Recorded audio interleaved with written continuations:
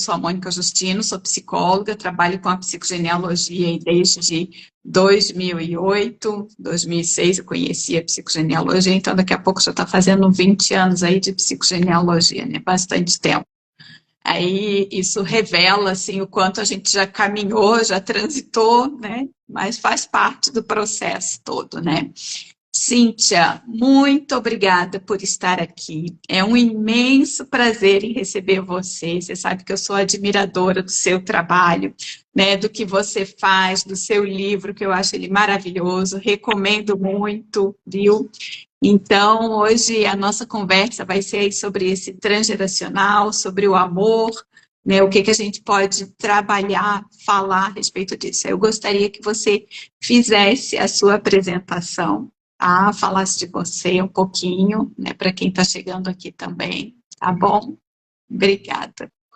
Uma alegria estar aqui com você novamente. Estar com você é um presente muito grande, porque quando eu comecei a estudar transgeracionalidade, eu assisti nos vídeos no YouTube, então eu via Mônica Justino, e nossa, ela é fantástica, amorosa, eu gosto muito de pessoas gentis, amorosas, e você me cativou desde então. Então, te conhecer presencialmente foi um presente enorme para mim.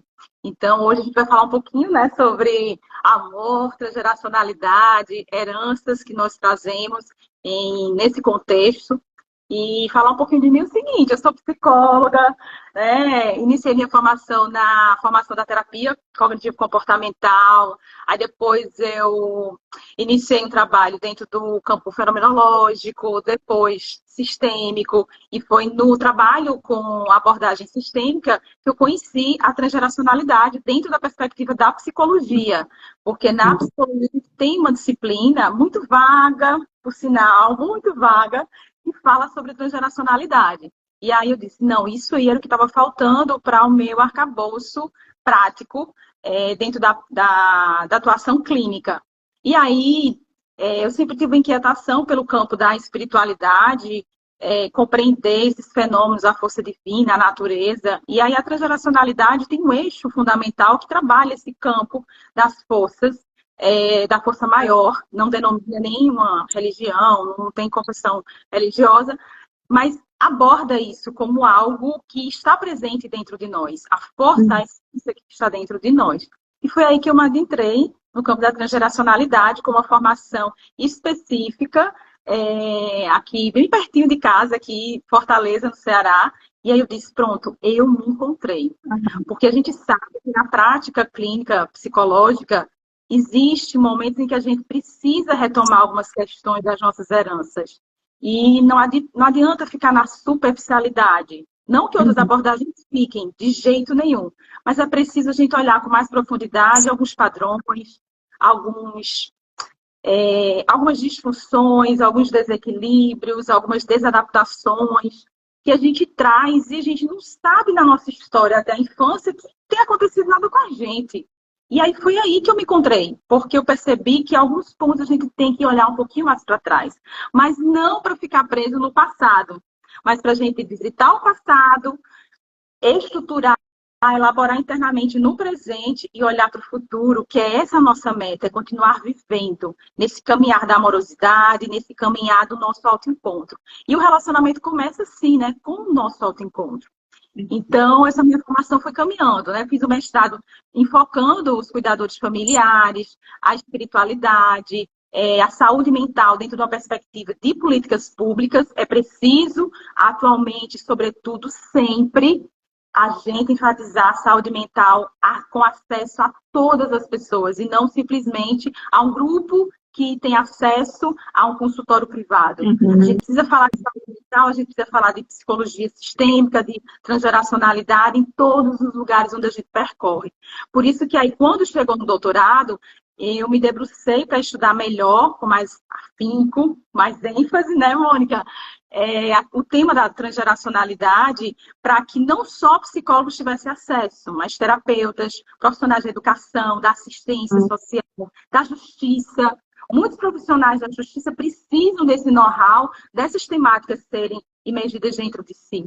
Então, daí surge justamente o livro, a compilação do livro Herança Transgeracional, para que esses outros profissionais E aí não só profissionais da área de atuação específica da saúde, da assistência social, da educação, mas a população em geral. Nós somos seres humanos. Todos nós temos pais, avós, bisavós, tataravós, filhos, irmãos. Então, como não falar dessa temática? Todos nós estamos implicados nessas temáticas, né? Então, aí no doutoramento, eu me debrucei, né, nessa compilação da herança transgeracional, e nela é uma técnica terapêutica, prática vivencial, voltada justamente para um autoconhecimento, autocuidado, autoaceitação. É uma proposta para você olhar para si. O olhar para si é o primeiro passo de tudo, não é verdade, Mônica? E aí, quando a gente olha para si, a gente percebe que é o primeiro passo para o mundo. Então, quando existem algumas questões, e aí já entrando na temática, posso, Mônica? Pode. Eu só vou complementar tudo isso que você falou ali, né? A importância da gente trazer para todo mundo, não só para quem é da área, né? Que possa realmente ampliar isso. E quando eu conheci a psicogenealogia, essa foi a minha grande preocupação também. Como que eu poderia trazer a psicogenealogia apresentando para as pessoas, né? Eu vi que tinha uma forma, né, de trabalhar isso, e que seria muito mais prático se as pessoas pudessem olhar para a sua história familiar, resgatar essas informações para evitar de repetir uma série de coisas que a gente passa repetindo na vida sem saber por quê, né? E quando eu fiz o primeiro livro, a intenção foi justamente essa, de eu preciso conversar com esse público para que todo mundo conheça essa psicogenealogia, para que as pessoas tenham acesso a essa informação e não ficar restrito a uma questão de consultório, realmente, de clínica somente, né? Então, a gente precisa, sim, trazer essa informação para todo mundo, né? Por isso que nesse livro, A Herança Transgeracional, a exemplo, por exemplo, que eu compilei, vem justamente dizer uma proposta que é uma educação transgeracional sistêmica, é uma prática educativa, porque a educação acontece em todos os espaços, não é só no ambiente formativo, escolar, acadêmico, mas nas ruas, nos corredores da vida, acontece a educação a todo momento. Aqui, com nós duas, com todas essas pessoas maravilhosas aí que estão nos ouvindo agora, aqui é educação é movimento, é transformação. E isso a gente precisa colocar como topo. Então, eu me educo todos os dias. Na medida que eu acordo, eu me olho no espelho, vou fazer minhas atividades, vou fazer minhas práticas educativas, vou fazer minhas práticas pessoais. Tudo isso é educação. Isso é que é brilhante. Então, nos processos formativos, a gente tem essa possibilidade de adentrar em questões que aparentemente a gente não percebe no dia a dia. Então, muitas vezes a gente se pega não sabendo amar e achando que a culpa é nossa, entrando um pouquinho no nosso tema. Quantas vezes? A culpa é minha.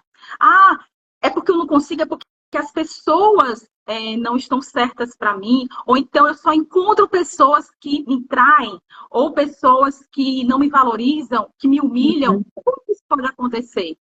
Sim. A gente tem que olhar para esses pontos, porque perceber que se isso está acontecendo, se isso está se repetindo, a gente precisa, nós mesmos, desenvolver essa capacidade, não diria capacidade, eu diria a primeiro passo, um estímulo para a gente começar a descobrir na nossa própria árvore familiar as inúmeras respostas que a gente tem dentro de nós. É por isso que o tema hoje, nos últimos 5, 6 anos, vem sendo trabalhado muito trauma transgeracional, trauma de desenvolvimento. Sim. Por quê? Porque o relacionamento que a gente tem,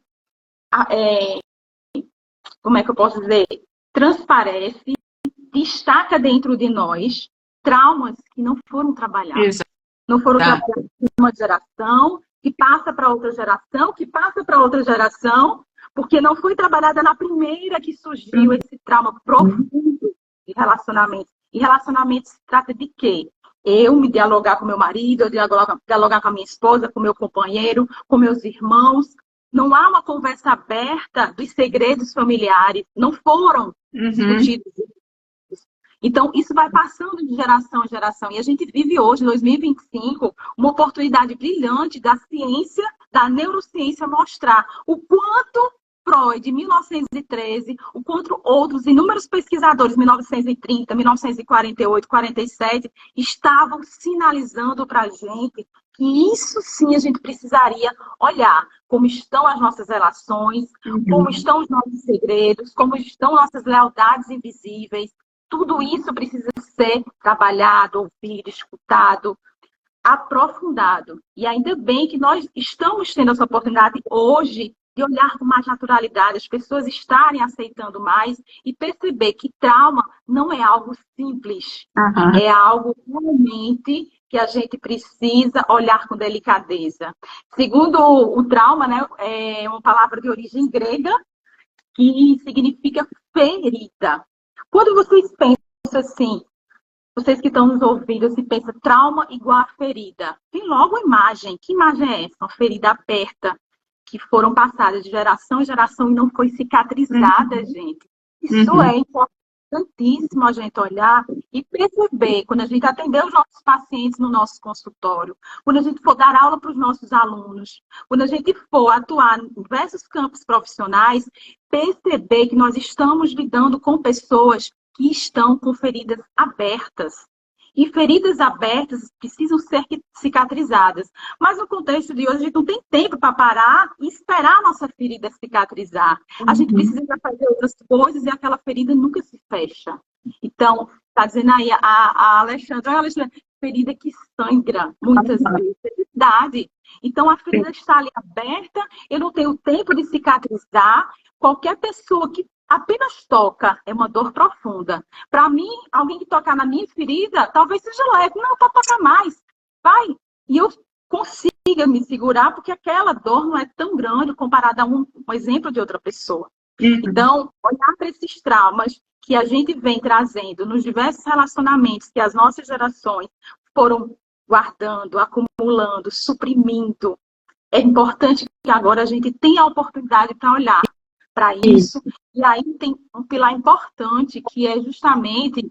Você pode me interromper, viu, Mônica? Que eu gosto muito de falar. Não, mas é ótimo. Estou aqui só ouvindo. Muito bom. Né? Assim como eu e as outras pessoas que estão ali ouvindo também. Mas, assim, tudo que você está trazendo, o quão necessário é a gente poder olhar lá para trás. Foi isso que você trouxe no início. De olhar para esse passado, olhar para essas histórias familiares, para que a gente possa resgatar lá essas dores, essas feridas, aquilo que não foi trabalhado, solucionado, que foi só passado um pano assim e foi levando, como a gente fala aqui, né, foi empurrando com a barriga, e não olhou para nada disso. E a gente acaba chegando na nossa geração, todas essas situações, e aí vem o que você trouxe antes. Por que que eu não encontro ninguém? Por que que eu estou sozinha? Por que que eu me relaciono com pessoas desse tipo? O amor não é para mim. Vem uma série de informações que às vezes as pessoas acham que faz parte do seu dia a dia e está linkado nas histórias desses antepassados lá atrás, né? Exatamente. E aí um recurso bem importante, que eu trago até no meu livro, é o destacar que tudo isso acontece nos nossos corpos físicos. Então, a gente não pode dissociar o que a gente sente mentalmente, emocionalmente, no corpo físico, o ambiente cultural, econômico, político, tudo que envolve o ser humano. Onde o ser humano está, há aí um trauma, aí uma herança, aí uma presença de interlocução. Tudo acontece no nosso corpo, como disse o neurocientista Antônio Damasio. Tudo acontece no nosso corpo. Mas eu não conheci minha avó. Como que a experiência dela vai me afetar? Como que eu nasci? Não foi por meio do campo biológico? Algo eu herdei da minha avó. E por que eu não herdei traumas? Claro que eu herdei também, porque o mote da transgeracionalidade é justamente esse. Para quem ainda não se familiarizou, quem está novo aí nos estudos, transgeracionalidade são todas as nossas transmissões físicas, emocionais, culturais, sociais, de hábitos, de experiências. Não é só a questão do fenotipo, do genótipo. Eu tenho um olho castanho, um cabelo loiro, etc. Mas todo o campo emocional ele é passado através de todas as experiências que a gente vive agora. Por isso vem o campo dos estudos da epigenética, que traz justamente, hoje eu posso mudar os meus descendentes. Hoje eu posso mudar, por quê? Porque o meu corpo biológico atua constantemente em influência com esse meio ambiente. Então, o nosso corpo, ele é um presente que a gente recebeu para poder desenvolvermos, elaborarmos, reorganizarmos diante dessas dificuldades, de traumas. Traumas nos relacionamentos, a gente está falando com um tópico, mas a gente fala amplamente. Se a gente tem trauma, a gente vai ter dificuldade em trabalhar, se relacionar com pessoas do trabalho, ter um relacionamento afetivo salutar em todos os aspectos, em todos os relacionamentos. Sobretudo, por quê? Porque aquilo está congelado, aquilo está preso dentro da gente, e ter a oportunidade de fazer um trabalho aprofundado dentro dessas áreas possibilitam realmente elaboração, tomada de consciência transgeracional, liberação. E aí, o fantástico disso porque quando eu falo assim, fantástico, eu dou uma pausa, eu fico lembrando dos pacientes que chegaram para mim, Mônica, com questões de relacionamentos e com tantas dificuldades. Sim, eu não consigo. Ele fala comigo de forma desrespeitosa, violenta, eu não consigo. E quando passado o tempo do processo de autoconhecimento, autocuidado, autoaceitação, numa relação terapêutica de segurança, vale salientar, a gente não está dizendo que de qualquer forma essas pessoas conseguem superar esses traumas. Não, precisa de uma relação terapêutica, vincular, amorosa, gentil, com compaixão, enfim, muitas qualificações. E aí, depois de um tempo, essa pessoa toma novas decisões em seu relacionamento e segue. E isso não tem presente melhor para nós, profissionais da área da saúde mental. Exato. Quando a gente chega e atende uma pessoa, percebe o processo evolutivo, a entrega dela dentro de um processo desse, e no final ela diz, Cíntia, agora você pode me dar alta, eu posso caminhar com as minhas próprias pernas. E aí é uma alegria muito grande saber que a gente é esse instrumento de luz, para essas pessoas, instrumento para que elas consigam enxergar, confiança para que ela possa dizer realmente o que ela não pode dizer para ninguém, para a melhor amiga, para a mãe. Sim, tá muito. Ela está num campo que é o espaço dela, que ela pode trazer todas essas questões, né, que estão lá sufocando e que ela não consegue dizer para ninguém. Então, esse é o espaço terapêutico, né? Esse é o momento que ela pode se abrir, trazer tudo isso. Tinha uma pergunta ali, a pessoa colocou, será que a gente pode se curar sozinha? Né? Se essa cura vem sozinha? Que é interessante também, né? A gente pensar nisso, né? O que você está trazendo aqui, esse espaço terapêutico é um momento, porque muitas vezes sozinha a gente não faz nada disso, a gente fica naquele conflito e a gente vai trazendo as mesmas questões e muitas vezes se punindo, né, pelo que está acontecendo, se colocando sempre no lugar de quem está errado, né? Ou então a gente pode extrapolar para o outro lado e dizer assim, sou eu que estou certo e os outros todos estão errados, né? Mas a gente, sozinha, às vezes, a gente enxerga sempre do mesmo jeito. E quando a gente vem para esse processo terapêutico, a gente tem a possibilidade de olhar outras possibilidades, né? De enxergar outros caminhos, né? Então, eu acho que, às vezes, esse processo de cura, ele passa por isso também, da gente poder realmente sentar e deixar outra pessoa olhar, nos ajudar a olhar, né? Não sei o que você acha, né, dessa questão, mas eu acho que entra muito nesse caminho também. Eu concordo contigo, Mônica, porque o trauma, segundo Maté Gabor, Gabor Maté, quer dizer, Gabor Maté, ele fala justamente que a experiência do trauma, ela está dentro de nós. Então, se eu tive uma experiência quando eu era criança, de 1 ano, 2 anos de idade, eu não tenho, naquela época, consciência nem maturidade para entender ou separar o que aconteceu comigo, o que aconteceu com os meus cuidadores familiares, os pais, os cuidadores que estavam naquele momento. Mas aquela experiência estava dentro de mim. E o que muito acontece eu simplesmente reprimir aquilo dentro de mim, eu não sei o que aconteceu, não lembro o que aconteceu, porque eu não tinha uma linguagem ainda elaborada, declarativa, narrativa, consciente. Eu tinha apenas as memórias do meu corpo, das sensações do meu corpo naquela experiência. E aí, quando eu chego na fase adulta, que eu vou me relacionar com as pessoas, vou ter um companheiro, vou estabelecer um relacionamento afetivo com alguém, vão ter algumas traves que eu não vou saber identificar. E aí, para isso, eu preciso, por que que eu estou assim? Por que que eu aceito tais coisas no meu relacionamento que outras pessoas lidam com facilidade? Aí, por isso que eu acho que, não acho, mas eu tenho, assim, a convicção de que é preciso um terceiro, um especialista da área, que realmente debruce-se para auxiliar essa pessoa nesse caminhar. E uma vez que auxilia esse caminhar, não é rápido, é lento. É lento. As pessoas precisam ter essa consciência de que não é do dia para a noite que nós cicatrizamos os nossos traumas, as nossas feridas. Não é assim. Exatamente. Com cuidado, amorosidade. Porque no tempo em que eu sofri o trauma, os diversos traumas, às vezes, muitas vezes, aquele mesmo trauma repetitivo, se for abuso sexual, por exemplo, como que eu vou entrar numa profundidade de um trauma tão profundo se eu for rápido? Não tem como. A gente tem que ir, como o Peter Levine coloca muito bem, gotinha por gotinha. Isso mesmo. E por isso que o profissional ele tem que estar ali avisando, alertando a pessoa que está atendendo ou que está conduzindo, facilitando, enfim. Calma, vamos devagar. Devagar, você vai chegar lá. Não precisa ser rápido agora. Você não está em perigo. Você não está morrendo agora. Olha para o teu espaço. Você está em segurança aqui. Você está comigo. Olha aqui o teu espaço. Onde você está sentado? Está confortável para você a cadeira que você está sentado agora? E aí vai trazendo para o presente. E aí é uma experiência. Volta para o passado de forma muito cautelosa. Vem para o presente. Elabora isso, libera isso, vai para o futuro com mais segurança.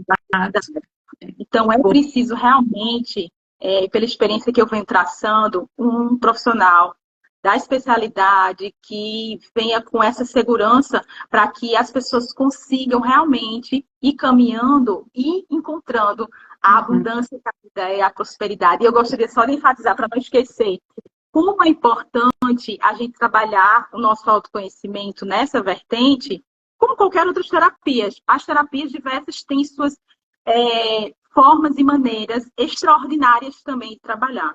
Mas como a gente está falando da nossa abordagem, aqui, a abordagem integrativa, da abordagem transgeracional, abordagem sistêmica, enfim, independentemente de qual seja, é importante. Já esqueci, por falar da abordagem, já esqueci da observação. Mas vai vir, não tem problema, daqui a pouco ela volta. Mas assim, só trazendo outro ponto, que eu fiquei pensando em duas coisas, sabe, Mônica? A outra questão bem importante é que a gente tem essa temporalidade das sensações, deixar emergir para não retraumatizar os contextos, sabe? Não retraumatizar. Porque muitas pessoas passam por um processo X, Y, Z, e quando vai ver, foi porque eu fui lá mexer no que estava quieto. Porque eu vou olhar para o que está quieto. Não adianta, vai só... Não, gente, não. O caminho é o inverso. Se eu não mexer naquilo que estava ali, se eu não olhar com cautela, cuidado, responsabilidade, aquilo ali vai explodir. Exatamente. Constantemente. Quantos pacientes chegam para mim com transtorno de ansiedade generalizada, depressão grave, transtorno do pânico, porque foram justamente inúmeras questões passadas transgeracionalmente e na história pessoal da própria pessoa, e ela foi colocando embaixo do tapete, colocando embaixo do tapete, e no momento que explode, igual uma panela de pressão, explodiu, o que acontece? Vem aí os diversos transtornos. Então, não adianta deixar para amanhã o que se pode fazer hoje, como diz o grande ditado popular. A gente precisa devagarinho ir elaborando. E vale salientar tanto os estudos da psicogenealogia, as consultas, as pesquisas, o aprofundar na nossa árvore familiar e que traz a transgeracionalidade como eixo estruturante disso tudo, é para que a gente não só trabalhe com já os traumas estabelecidos, mas também para trabalhar a promoção da nossa saúde, que a gente esquece. Eu lembro que uma vez eu atendi um paciente meu, e ele disse assim, Cíntia, ele não tinha nenhum transtorno grave, tranquilo, estava ali em processo de autoconhecimento, e aí o namorado dele disse assim, por que você está na terapia? Você tá tão bem, não sei o quê, você não tem problema, assim. Aí ele disse, eu não quero viver a minha vida de forma boa, eu quero viver a minha vida ótimo, eu quero o meu melhor para mim. E isso Uhum. me chamou muita atenção, porque eu mesma não tinha tido essa consciência de que, por que eu faço psicoterapia? Porque eu quero sempre estar ótimo. E o que me faz estar ótimo é porque o tempo ele é muito rápido. A gente se viu há 3 anos, parece que foi ontem, Mônica, mas o tempo está passando. E o que eu estou fazendo na Exato. minha vida? Eu estou vivendo de forma ótima? Eu estou vivendo, potencializando todos os meus recursos maravilhosos que eu tenho? Ou eu estou vivendo assim, uma vez ou outra uma alegria, uma vez ou outra um entusiasmo, uma vez ou outra um estado de felicidade? Não, gente, a gente tem que buscar o nosso bem-estar, o nosso Isso. ótimo, Uhum. todos os dias. E é na essência das coisas. Eu não preciso estar feliz, sentir o estado de felicidade, que é um sentimento, segundo Antônio Damasio, porque elabora-se pelo Uhum. neocórtex. Eu não preciso estar sentindo felicidade só estando num navio, passeando. Eu posso estar aqui agora, estar em estado de felicidade. Eu posso estar com minha filha passeando na praia com ela estando feliz. Eu posso estar sozinha lendo um livro maravilhoso. Uhum. Esse estado é nosso, é individual. E é Exato. tudo que a gente precisa buscar para a gente se sentir inteiro na vida. E acho que, acredito que é isso que está faltando também em nossa sociedade, em Isso. virtude da aceleração de tudo, essas pequenas pausas para que a gente olhe como está o nosso corpo, nossa coluna, nossa mente, nossas relações. Eu acho que Porque o grande ponto é a gente estar com a gente mesmo, né? É a gente poder se reconhecer, porque muitas vezes, é o que eu falei antes, né? A pessoa traz muito como se fosse um problema só dela, né? E aí fica com medo de dividir, de compartilhar, de falar, e quando vai entrar num processo, quer que as coisas se resolvam rapidamente. E esse tempo acelerado aí, que você está trazendo também, assim, cada um tem o seu tempo, não é porque alguém fez um processo que levou um ano que eu sou obrigada a fazer um processo que vai levar um ano. Eu posso fazer um processo de 2 anos, eu posso fazer um processo de 6 meses. Cada um tem o seu tempo, tem a sua forma de olhar para a sua história, para o seu jeito de ser, né? De construir esse processo junto com um profissional capacitado, que tenha realmente condições de conduzir esse cliente, esse paciente, para um processo de autoconhecimento, né? E principalmente quando vai tocar nessas questões de trauma. E quando você fala nisso, quando a pessoa vem muitas vezes com trauma, que ela fica com medo de mexer nisso, porque pode de repente causar outro problema, como é que eu vou fazer? Mas é ali que ela tem que trabalhar, é ali que ela tem que tratar, porque senão ela vai viver a vida pela metade. Ela não vai conseguir ser inteira, né? Então ela vai estar sempre correndo das situações que podem lembrar, e é preciso que ela viva isso de uma forma plena. É preciso que ela olhe para toda essa situação que aconteceu, para a história que pode estar ligada lá com a história dos seus familiares, que levou, às vezes, a essa situação, porque é dessa forma que a gente vai se conhecendo mais. E é aí que a gente tem condições de viver o presente e traçar o futuro que a gente deseja realmente. Porque senão a gente vai estar sempre preso no medo que ficou lá atrás, no que aconteceu lá atrás, e a gente não avança, né? Então é nesse sentido, sim. E é realmente extremamente importante que cada um faça esse processo. E aí quando você traz, né, a questão da pessoa entrar no processo terapêutico, fazer tudo rápido, ou não ter coragem de iniciar, é preciso que a gente tenha consciência que é um trabalho de persistência, né? É um trabalho de paciência. E é o que eu falo da psicogenealogia também, né? Que é um trabalho de persistência, paciência e muita procura, muita pesquisa genealógica. A gente tem que fazer a pesquisa da nossa história e tentar entender tudo o que aconteceu naquele momento ali, né? Por que que a gente está, de repente, repetindo esse mesmo padrão? Por que que a gente está se envolvendo nessas mesmas histórias? Eu acho que esse é um trabalho que precisa ser feito. Imagina, nós, enquanto profissionais da psicologia, estamos o tempo todo fazendo terapia. A gente está lá buscando, né? Por quê? Porque a gente quer, como você trouxe, né, se sentir bem, estar bem para poder ajudar o outro. Se eu não estiver bem, como é que eu vou ajudar o outro? Né? Se eu não olhar para as minhas dores, para as minhas feridas, como é que eu vou ajudar alguém a olhar para as suas? Né? Vai ser difícil? né? Então, eu preciso, sim, ter esse olhar, né? E é tudo isso que você está trazendo aqui, o quanto que é significativo tudo isso. E aí, quando a gente fala na questão, né, desse amor, a gente está falando nesse amor por si mesmo também, né? E não é só nesse amor relacional, né? Exatamente. Aí dentro do livro, Herança Transgeracional, a fase 2 requer justamente esse olhar, dimensão cuidadora do ser. Então, muitas pessoas cuidam dos outros muito bem, ofertam ajuda muito bem para os outros, é muito empática para os outros, mas esquece de cuidar da primeira pessoa, que é a si próprio. Então, esse processo de olhar para dentro é o que vai fortalecer e transbordar o teu melhor cuidar com o outro. E isso, gente, não foi aprendido por nossos ancestrais. Eu lembro que, no tempo dos meus avós, eles guardavam as coisas, louça, jogo de cama, para as visitas. Não, esse aqui a gente não vai usar no dia a dia. Aqui é só quando as visitas chegarem. A gente coloca tudo para ficar bem bonito. A gente tem hoje uma nova formatação, um novo olhar sobre isso. Não, a gente vai colocar para mim e para os outros que chegarem. A gente vai colocar o melhor para a gente, e que a gente está ali olhando, vivendo todos os dias, e para os outros. Então, é essa ponte de equilíbrio para mim e para o outro. E aí, algumas pessoas me perguntam assim, mas isso não é egoísmo, Cíntia? Pensar primeiro em si? Não, gente, não é egoísmo. É justamente o contrário. É para si e para o outro, concomitantemente. Como eu vou me relacionar com o outro se eu não olho para as minhas fragilidades? Quando eu dou aula de psicologia, Mônica, eu falo isso muito para os alunos, sabe? No sentido de, vocês estão fazendo a terapia? Primeiro período. Não, professor, a gente vai fazer isso lá no final. São 5 anos, lá para o 4º ano, que é o estágio o supervisionado obrigatório, a gente faz terapia. Não, gente.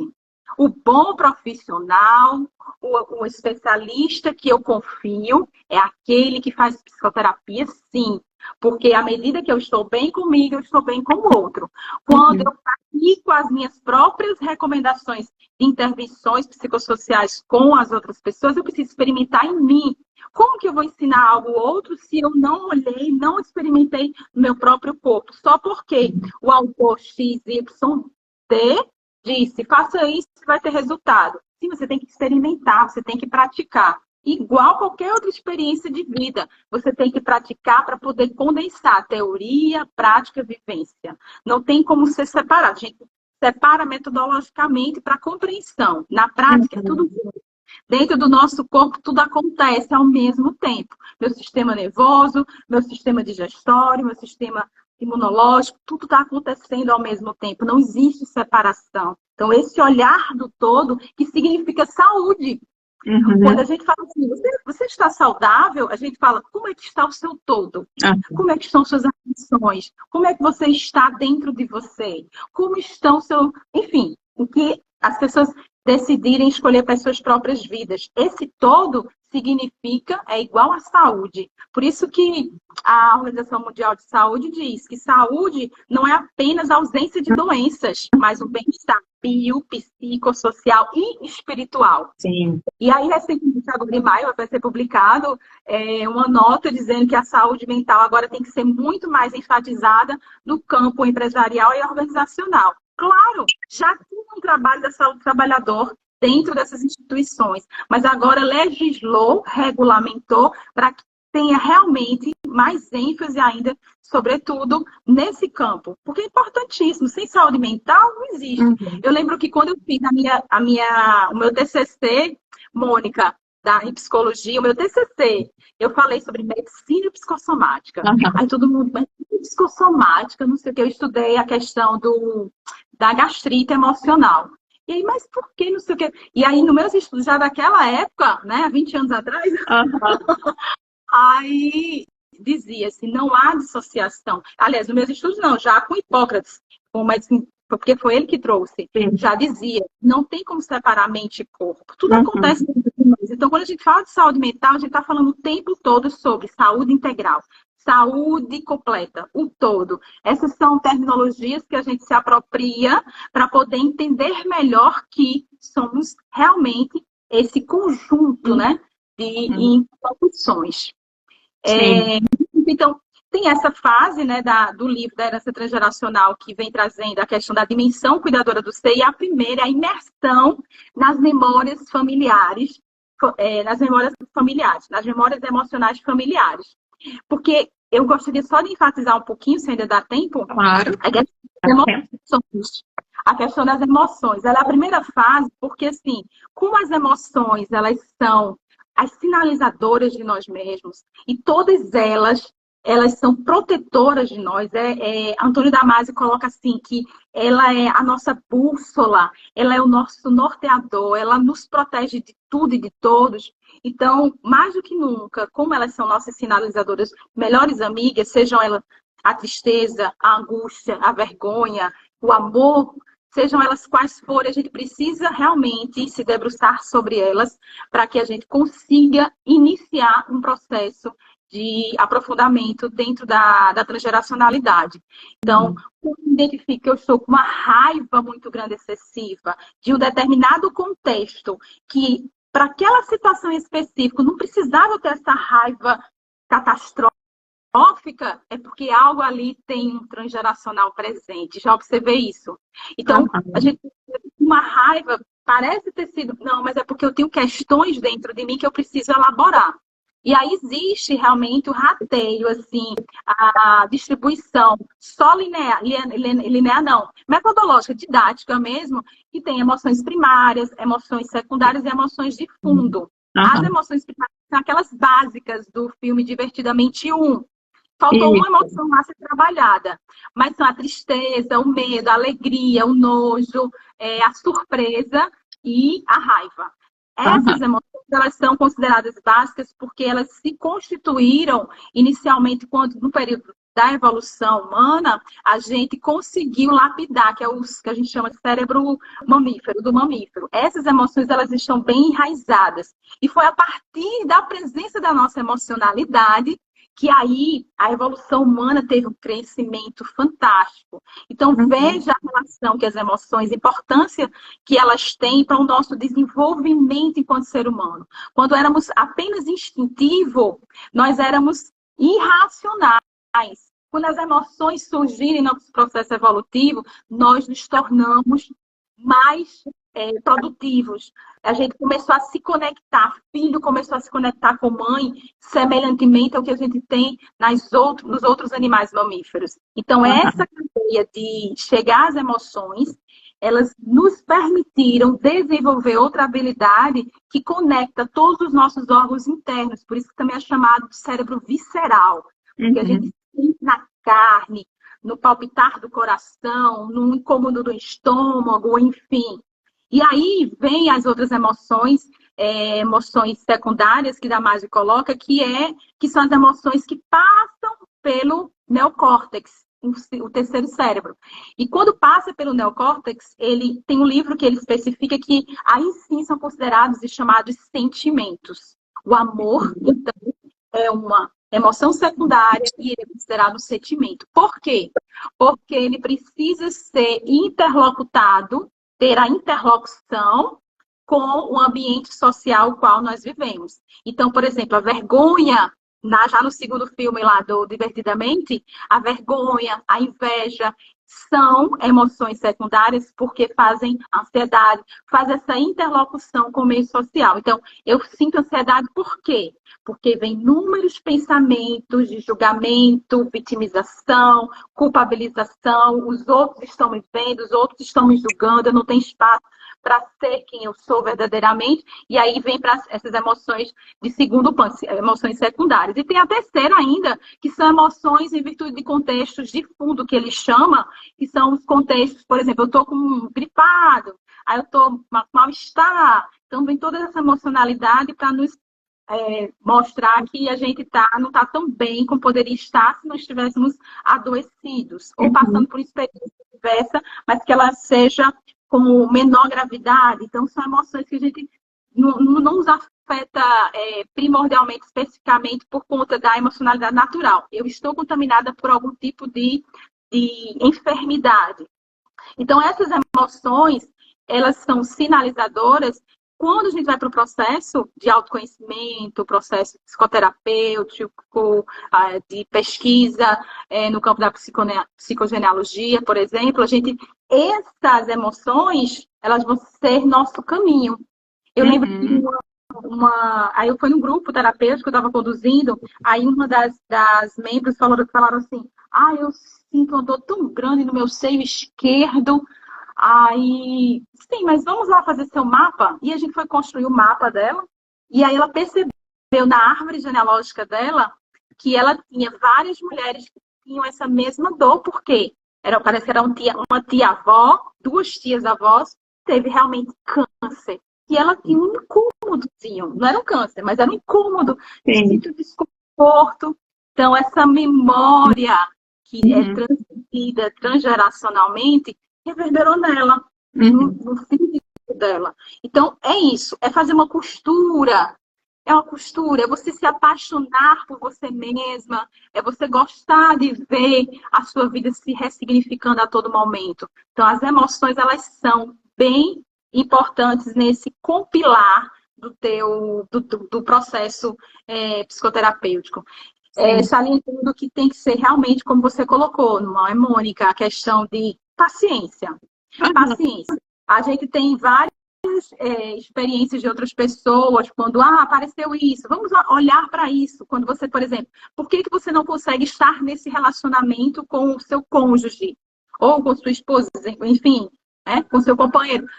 Porque logo de cara a gente já observa, porque realmente, quais são os seus modelos de pais, de avós que você vivenciou? Aí a gente já tem como sinalizar pela nossa experiência. Então, a gente vai conduzindo perguntas reflexivas, essa buscativa. Meus pais realmente eram ótimos, mas os pais do meu pai, nossa, era muita traição, eram muitas mulheres que ele tinha, etc, etc. Então, como que o teu pai via isso? Como que o teu pai foi falando do teu avô para você? Ele não comentava nada sobre isso, porque ele tinha horror, ele presenciou o sofrimento que a minha mãe tinha. Então, veja como as histórias e as narrativas, elas vão sendo transmitidas sem você nem perceber. Mas olhar isso, olhar devagarinho, olhar querendo justamente, desejando que você é uma pessoa importante para mudar, transformar esses padrões, esses legados que nós trazemos, é importantíssimo. É importantíssimo.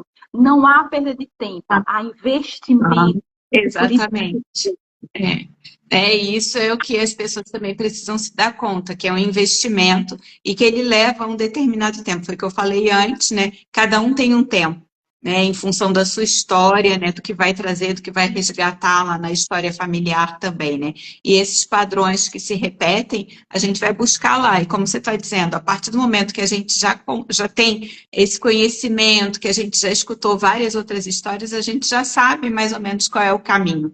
Né? Quando a pessoa chega, a gente já tem noção da história dela, de como a gente vai conduzir e o que pode estar ligado, o que pode estar interferindo no processo, né? Mas é preciso, sim, que a pessoa realmente se entregue, né, nesse caminhar, né, nessa busca de se conhecer, né, desse autoconhecimento, o quanto que isso é importante, né? E reconhecer suas emoções, que é o que você estava trazendo ali também, porque às vezes as pessoas não aceitam o fato de ter raiva, não aceitam às vezes o fato de que o outro que não está bem. Então a gente poder reconhecer na gente e reconhecer no outro também, né? Isso tudo é importante. E claro, né, a gente vai dizer na psicogenealogia, tudo passa por reconhecer também essa história da árvore, né? De olhar lá para trás e reconhecer na história deles e ver como é que isso vem aparecendo de uma geração para outra, né? Transmitindo de uma geração para outra, como é que essas coisas vão chegando, né? Só para quem está entrando agora, ou quem já pegou a live no meio do caminho para saber, a gente está aqui conversando, né? Falando sobre essas questões, né, da transgeracionalidade relacionada à questão do amor. A gente também já está quase chegando no finalzinho da nossa live também. A Cíntia vai estar com a gente no simpósio aqui em Florianópolis, né, no dia 28, 29 e 30 de março. quiser participar do simpósio, ainda tem a possibilidade de fazer a inscrição presencial e a inscrição para o online também, que a partir desse mês a gente já disponibilizou, tá? Então, pode assistir a tudo isso que a gente está conversando aqui. Eu vi que passou por aqui, não sei se ainda está assistindo a gente, a Noelle Lamy, que também já fez uma live lá no início, né? A Marie, que eu tive em live com ela ontem, também já passaram por aqui, né? Chegaram aqui na nossa live hoje, tá? E na próxima semana também a gente vai ter live na quarta-feira, vou conversar com a Eliane, vamos falar a respeito de migração aí na psicogenealogia. Então, são vários temas que a gente está trazendo relacionados a essa questão, né, de traumas e amores familiares. Então, a gente está conversando aqui, falamos a respeito dos traumas, desses amores, o quanto que a gente carrega desses familiares, desses antepassados, essas dores, esses traumas, né, que foram vividos lá em gerações anteriores e que a gente vai trazendo. E como você falou, Cíntia, às vezes o fato da gente responder a uma situação no momento está ligado a uma história que foi vivida lá atrás. E não foi, às vezes, nem vivida pela gente, foi vivida por um antepassado, e é dessa forma que a gente responde, né? Situações de pessoas, né, que muitas vezes têm dificuldade de sair do seu próprio ambiente, de sair da sua casa,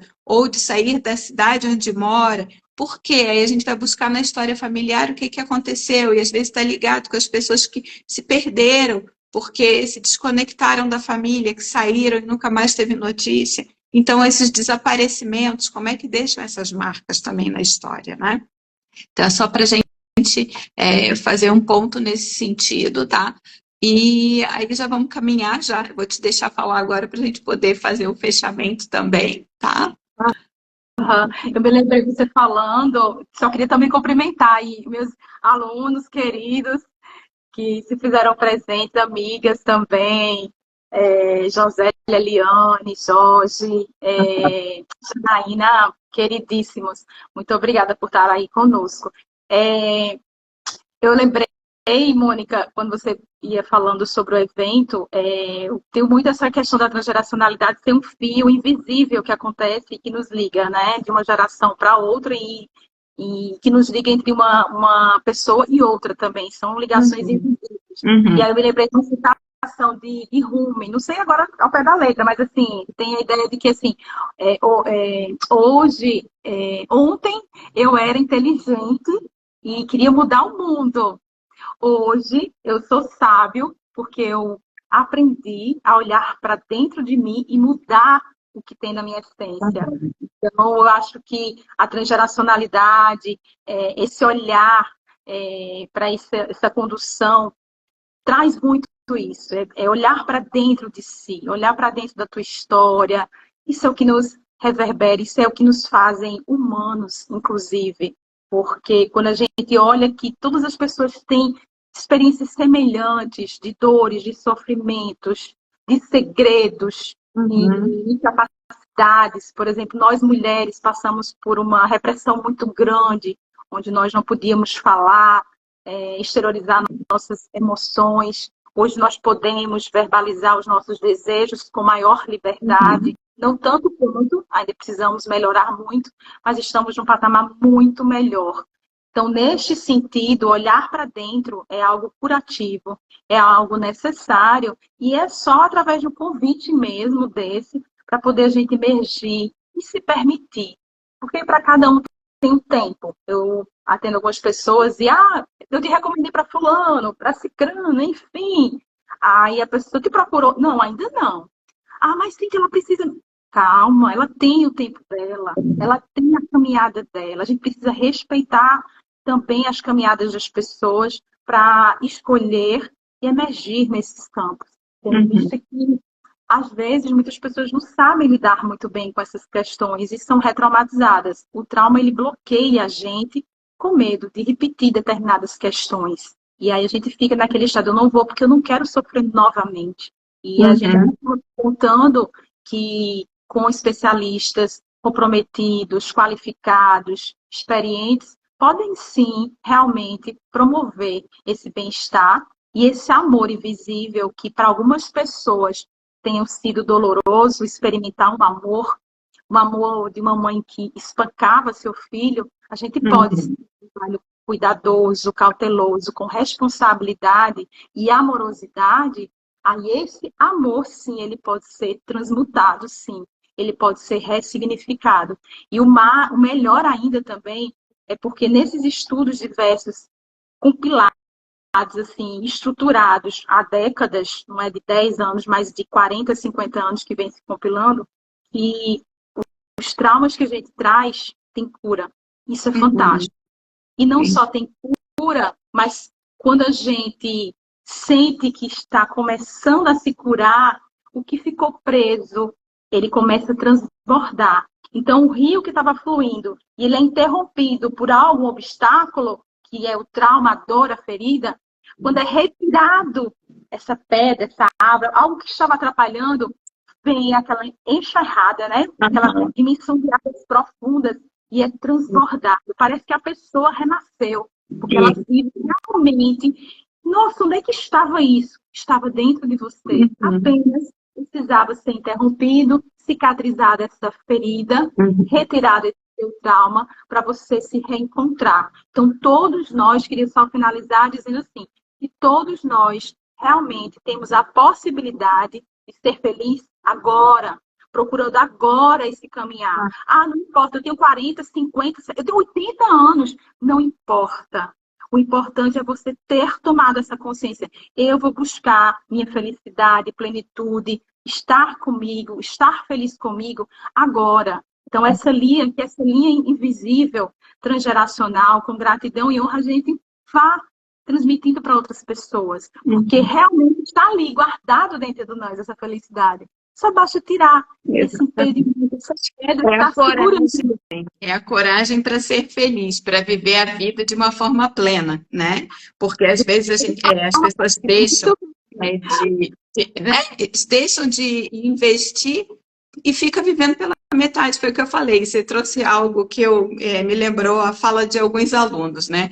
Quando eles entram no curso de formação de psicogenealogia, muita gente diz assim, não, você tem que fazer a foto do antes e depois, porque é exatamente isso. O quanto que a pessoa se transforma, e essa transformação, ela está no corpo, né? E vários me disseram isso, né? Nossa, olhando para a nossa trajetória, quando a gente entrou no curso, a gente estava de um jeito e a gente saiu de outro, diferente. E isso realmente aparece muito no corpo, não só nas ações que a pessoa fez ao longo do processo, porque é um processo que a gente vai mergulhar, a gente vai trabalhar a história familiar, vai trabalhar a sua história, é um processo de reconexão com a nossa essência, né? A gente está se reconectando.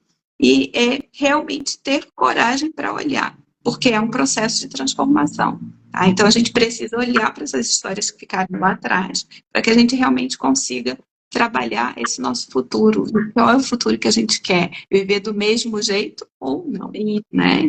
Porque tem muita gente que vem para o processo achando que a gente é que vai fazer por eles. Mas, gente, o primeiro passo são eles vão ter que fazer essa investigação, que caminhar, a gente está aqui para conduzir, né? E a gente vai, à medida que eles também vão permitindo que isso seja possível fazer, porque muita gente desiste no caminho, né? E a gente não tem como ir lá buscar, né? Por isso que esse acolhimento é fundamental. O acolhimento é o olhar, é a presença, é a fala, é a postura.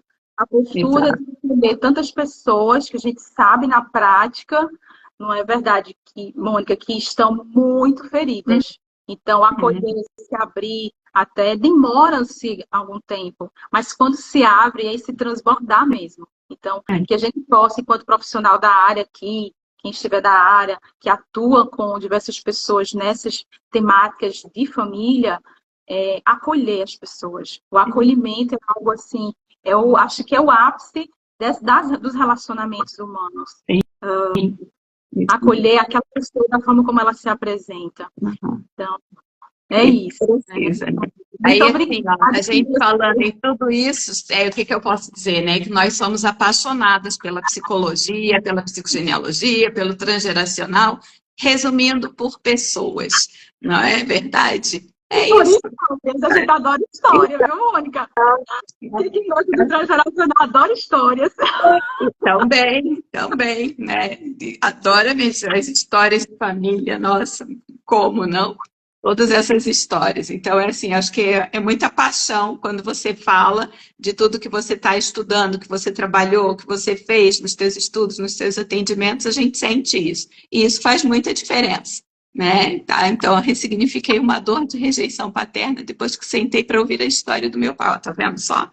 É exatamente isso. Né? Então, realmente, a gente vai ressignificar muita coisa a partir do momento que a gente reconecta com a nossa história familiar, reconhecer lá, porque a ideia desse trabalho é olhar para a história de cada um, do que eles viveram lá atrás e entender o contexto de vida deles lá da época e não partir para o julgamento, porque muita gente julga, porque ele fez isso comigo, aquilo ali. Não adianta. A gente precisa entender, né? E a partir do momento que a gente entende, isso dá um outro rumo no nosso caminho aí, tá?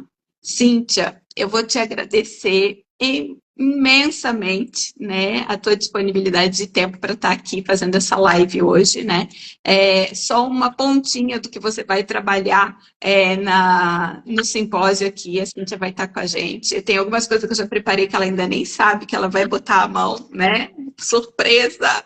Mas depois eu falo para você, né? Tá? E a gente está aqui, eu estou aqui preparando tudo para que você venha, que se sinta bem aqui em Floripa também, mais uma vez, para participar com a gente desse simpósio. O primeiro foi maravilhoso, e eu tenho certeza que esse também vai ser, o segundo, que foi lá na França, também foi excelente, né? E a gente está aqui no terceiro. Então, quem ainda não se inscreveu, pode se inscrever, é só mandar um eu quero ali para a gente no direct, né? Tem também o grupo das lives, quem quiser participar e tiver mais informação a respeito das lives, pode mandar também o eu quero, que a gente entre em contato para vocês entrarem para o grupo das lives, né? Que toda semana tem live, semana que vem tem a live na quarta-feira com a Eliane Diniz, tá? E estamos aqui, né? Conectados. Eu quero te parabenizar por esse movimento, é enriquecedor. Você está deixando esse legado para todos nós, brasileiros, ter a oportunidade de ser a pioneira nessa área e de trazer justamente esse trabalho tão bonito, tão fundamental para nos fortalecer enquanto humanidade brasileira aqui, né, específico. Muito obrigada mesmo por você ser a ponte entre vários especialistas, vários profissionais. Eu sei que o trabalho é complexo, mas eu sei que você faz com muita dedicação, muita responsabilidade e saiba que todos nós estamos felizes com o teu trabalho. Gratidão mesmo, profundo, por você estar desenvolvendo tudo isso e por eu fazer parte de uma vírgula do teu trabalho, tá? Muito obrigada, minha querida. Imagina, que bom que você vai estar aqui, fico muito feliz. Realmente dá bastante trabalho, porque é uma ponte, né? Essa ponte cruzada. Tá bom? Então, gente, muito obrigada. Quem quiser, quem não assistiu a live, vai ter oportunidade de assistir. Como eu falei, também vai passar no YouTube. O pessoal que tiver dificuldade ou que quiser fazer alguma pergunta, pode colocar a pergunta que a gente responde depois. Eu encaminho para a Cíntia, se for o caso, né? Tá? Mas pode ficar conectado. Vai estar aqui no Instagram e depois lá no YouTube também. Tá bom? Muito obrigada, viu? Um beijo grande para você.